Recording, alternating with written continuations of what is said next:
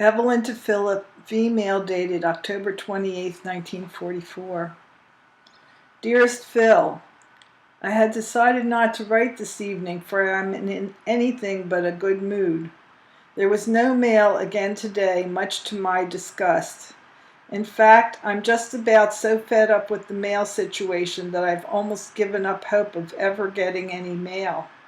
God, but it is annoying. I had a very busy day. In the morning I worked for Mr. Bellet, and in the afternoon I worked for Miss Hahn. She was so happy that I gave up my time to come in that she gave me $2.50 instead of the usual $2 for 4 hours. I'm not very tired, considering, but the lack of mail is getting on my nerves. I realize that it's not your fault, but I do hope you have been writing often so that these long delays will not occur again. I don't think I told you that George got a 30-day deferment, and so he won't be leaving until the end of November. Mr. May, our bookkeeper, was discharged today. Mr. Bellet gave him 2 weeks' notice some time ago, as his sister is taking over.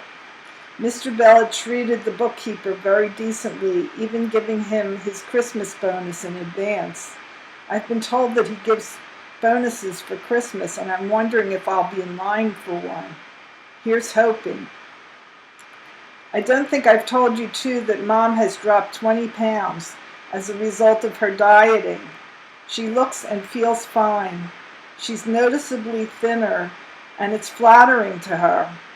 To give you an idea of how well she does feel, she walked to and from the doctor's office today, 10 blocks up and 10 blocks back. Ain't that something? Especially for her. She's even going to buy a coat from Mrs. Fromer that Mrs. Fromer no longer wishes. Can you imagine Mom fitting into one of Mrs. Fromer's coats? The coat she is going to buy is a good-looking tweed coat trimmed with black Persian lamb. It's a fitted coat, and it is most flattering. Mom went to the movies with Mrs. Fromer this evening. I'm going to do a little washing and hit the hay early so I'll be fresh as a daisy tomorrow. Goldie's father sent her a playpen for Diana from Poughkeepsie, and it was damaged in transit. All she did was mention in a letter to her dad that she was advised by the doctor to prop Diana up in a playpen. Just a few days later comes a playpen. He sure is wonderful to her. She'll either be paid for the damage or be given a new pen. Diana has had a funny rash under her arms and in most of her joints since she began to eat food, and Goldie is having a hell of a time getting rid of it. The doctor was here yesterday and put the baby on a strict liquid diet in an effort to learn what is causing the rash. My uncles are dragging the matter of my grandmother's estate to court, and my mother and dad have to appear in court on Thursday. There's a whole story attached to the estate, one that I'll say for some day to tell you. In the meantime, sweet, I'm very close to the bottom. Whatever are you thinking, Philip? And before I get fresh out of space, I'll simply say I love you. Your Ev. Philip to Evelyn, 28 October 1944.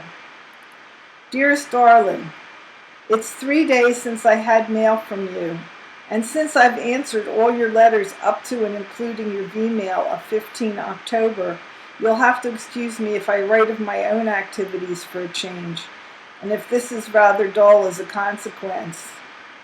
Didn't write last night because I went to see Up in Mabel's Room at the Base Theater. The rest of the evening was spent cleaning up for today's inspection. The picture was very entertaining, even if it was a rather inconsequential sort of comedy. If one wanted to criticize it on the usual grounds, it would be possible to write reams about all the wrong and stupid things about the plot, the production, and the performance of the players. But as it was evident from the first that the picture had no pretensions to greatness, and was concerned only with providing a few laughs, it would be unkind to judge it on any other basis. It would be much more sporting to admit that it succeeded admirably in what it set out to do. And that's that.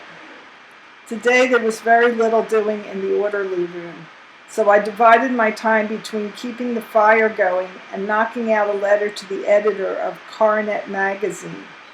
Seems the magazine is running a contest in connection with an article, page 2, written by Representative John M. Coffey, which expounds the merits of his bill for converting the State Department to civil service.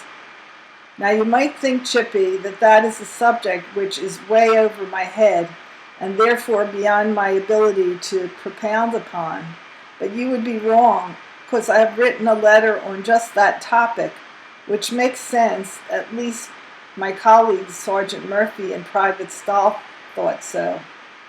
I did mean to make a carbon copy for you, sweet, but I got absent-minded and forgot to insert the carbon. But don't fret yourself, honey.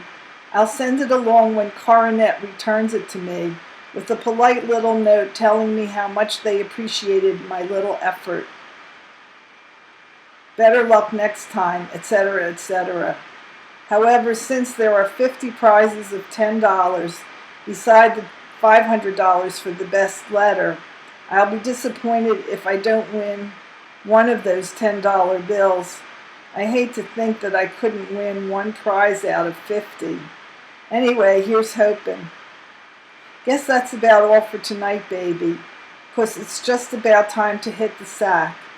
Tomorrow I think I'll go along with Klein to visit the Wolfs, whom I haven't seen for almost a month now. Kiss my girl for me, Chippy. Here's a kiss for you from your loving hubby, Phil. P.S. Love to all.